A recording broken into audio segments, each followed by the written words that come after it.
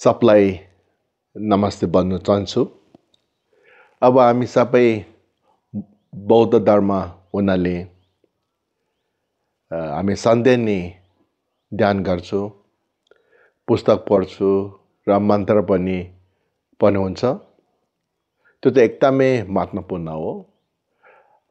तर भए पनि चाहिँ हामीले मन चाहिँ एकदम सफा चाहियो।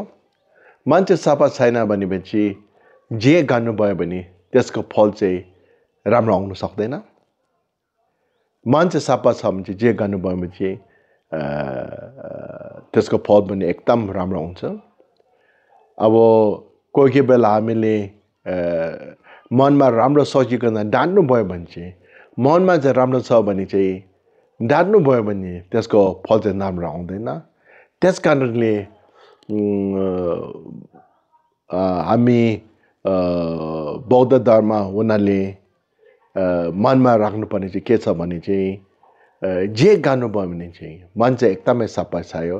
त्यसले चाहिँ यो दुनियाँमा पनि होइन अर्को दुनियाँमा पनि एकदमै राम्रो हुन्छ। आज त्यति नै भन्न चाहन्छु।